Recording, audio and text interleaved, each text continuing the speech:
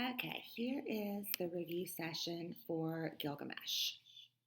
Gilgamesh Study Guide review session. Okay, I'm not going to read out loud this whole passage. I'm expecting that you read it. But it says, where's the foreshadowing? So you have to first know what foreshadowing is, which prayerfully everyone remembers what that means. So foreshadowing is a hint about something that is going to happen. So where in here are there hints about something that's going to happen? Okay, he was sad. He was thinking about death. He fell asleep. He dreamed a dream of his own dying. Okay, we know that that does happen. He does die in the end. So there's a little hint. And of course, dreams are often seen in literature as little premonitions. He was one-third a mortal man, shared their bitter fate. There's some highlighting there. And then Enkidu, not highlighting, hints.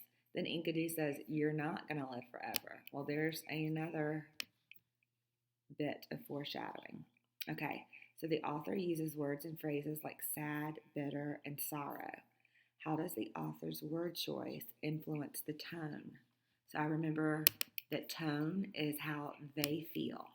They could be the author, or it could be them, whoever's talking.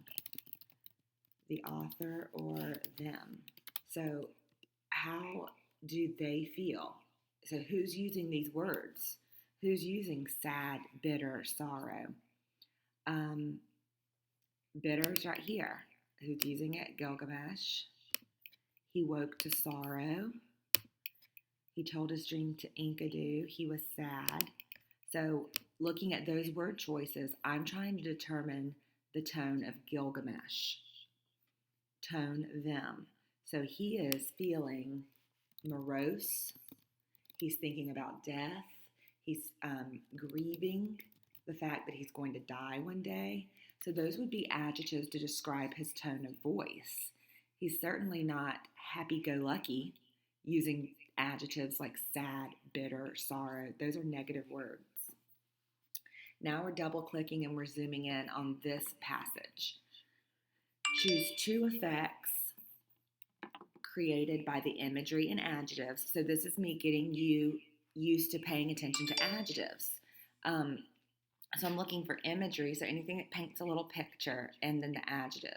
In other words, what kind of feeling is created for you? Mood, me, tone, them. So let's look at the adjectives. We've got brave. Enkidu, the verb is sighed. How did he sigh? Bitterly, so that's an adjective. In that forest dwells a great giant. What kind of giant? A great one. That's the adjective. And then here is another one. He's grown too proud. That's describing Humbaba. And then here's some imagery. Let us go get him. Felling, cutting down, all that. So I'm looking at that. Brave, great giant, grown too proud, let us go get him. And then my only other word is bitterly. So Enkidu sighed bitterly. That gives me a hint that he's like, ugh. But everything else is like, yeah, let's go get him. So how do I feel? Yeah, let's go get him. Do something brave. He's too proud. Bitterly. So I am nervous a little bit for what's going to happen. But I'm also excited, pumped up, anticipating, so anticipatory. I guess I could spell that right. That's how I feel.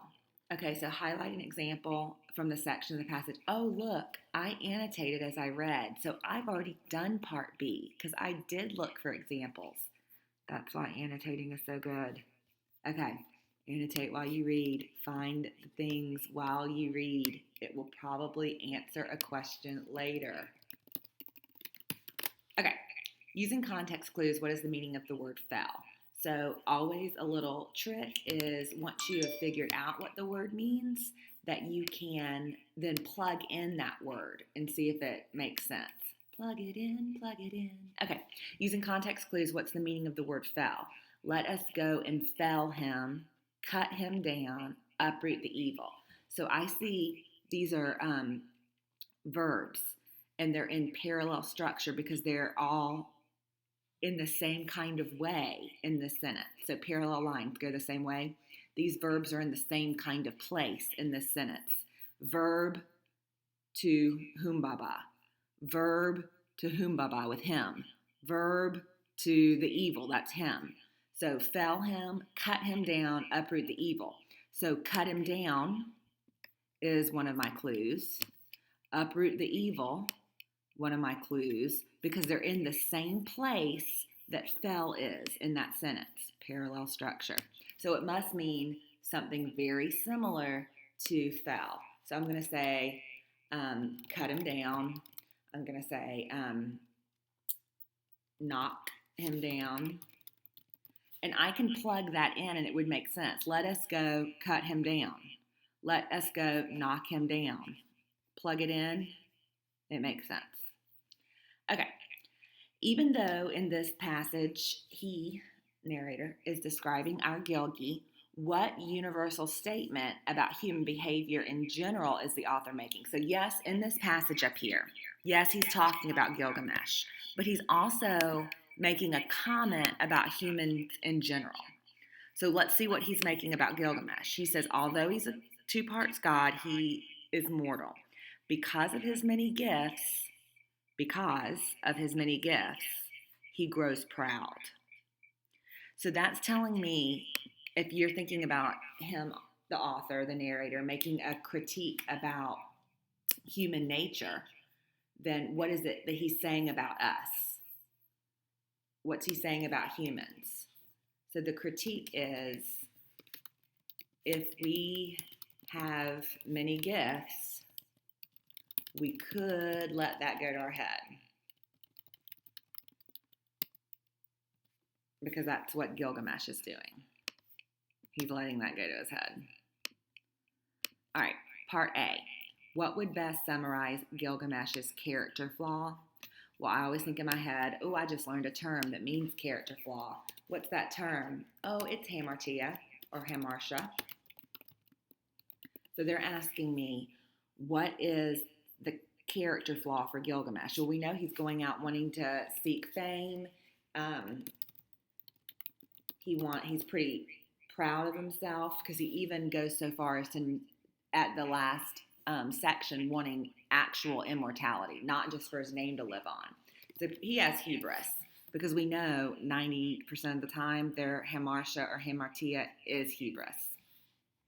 So based on your answer to part A, which of the following lines of dialogue from the text support your selected character flaw? So I'm looking for a piece of proof. If I think that his character flaw is hubris, so if that's my main point that I'm trying to prove, then what would be a triangle? What would be a piece of proof? Do not trust in your own strength. Let Enkidu go on before you. Well, if you've grown too proud, you are trusting in your own strength. And he's being warned not to trust in his own strength. So maybe that's it.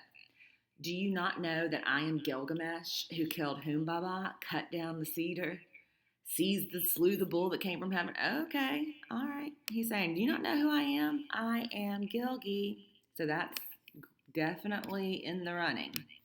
And shall I not like him soon lie down and never rise again? I am afraid. Well, anybody that is too proud, I doubt that a piece of proof to prove that they're too proud would include the words, I'm afraid. I will return to Uruk and there give this magic plant to all the old to eat. And at last, when I have reached old age, I too shall eat and have back all my strength. Well, that part, yes, but he wants to help other people. That's usually not a great piece of proof that you're too proud. So it must be B. Yay. Last one. Read this passage. There are 3 different characters talking. Yeah, we've got Gilgamesh talking right here. We've got Enkidu talking right here. And then we've got Humbaba talking at the end. So there are 3 different people talking. Therefore, we have 3 different sets of eyes that we're looking out of. different perspectives. We're seeing things from Gilgamesh's perspective. Then we turn and we see things from Enkidu, who says, "My friend, be not afraid. Though he spoke cheerful words, his heart was cold." And then far away, we hear a third voice, so we get to hear what Humbaba is thinking. He grew enraged. "Who's come among my trees?" So where is it that it shifts from Gilgi to Enki? Well, right here. That's where it shifts from Gilgamesh to Enkidu. Is there a difference between what Enkidu says out loud versus how he feels in his heart? Yeah. "My friend, be not afraid." Okay, so he's saying, oh, it's cool. Though he spoke cheerful words, his heart was cold. Yeah, there's a big difference right there. So, yes, there is a difference in between what he's saying and what he really feels. And look, because I've annotated, I've already answered that second part of B.